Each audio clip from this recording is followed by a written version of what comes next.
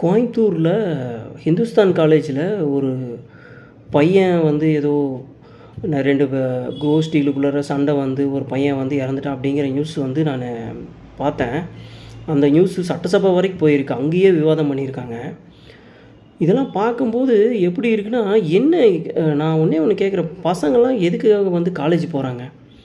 ஏன் இப்படி எல்லாருமே வந்து இப்படி அடிச்சுட்டு புடிச்சிட்டு படிக்கிறத விட்டு போட்டு ஏன் மற்ற ஒர்க் எல்லாமே வந்து இப்படி மற்ற தேவையில்லாத வேலைகளை வந்து எதுக்காக இப்படி பண்ணிகிட்ருக்கீங்க?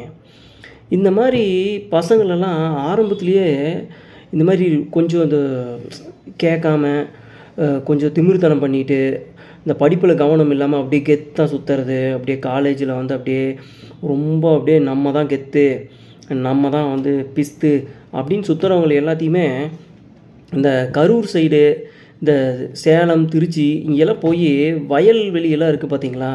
அங்கெல்லாம் விவசாயிகள் வந்து எவ்வளோ கஷ்டப்பட்டு வேலை செய்கிறாங்க. அங்கே போய் ஒரு வாரம் இவங்களுக்கு சோறு தண்ணியெல்லாம் வேலை செய்ய வைக்கணும். அப்போ தான் வந்து இவங்களுக்கெல்லாம் அருமை புரியும். எந்த அளவுக்கு வந்து கஷ்டப்பட்டு வீட்டில் இருந்து அவங்க கஷ்டப்பட்டு பசங்களை படிக்க வச்சு வாழ்க்கை வந்து டெவலப் ஆகணும்.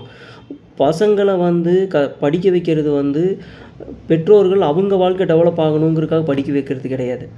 அவங்க தன்னோட பசங்க வந்து அவங்க சொந்த காலில் நிற்கணும், அவங்களோட வாழ்க்கையை வந்து காப்பாற்றிக்கணும் அப்படிங்கிறதுக்காக தான் படிக்க வைக்கிறாங்க. அதை தெரிஞ்சுக்காமல் என்ன தான் பண்ணுறது? அது வயசு, இந்த வயசு சொன்னால் புரியாது. அந்த ஒரு இள ரத்தம், துடிப்பான ரத்தம், அதனால கொஞ்சம் இந்த மாதிரியான சேட்டைகள்லாம் நிறைய பேர் செஞ்சுட்டு தான் இருக்காங்க.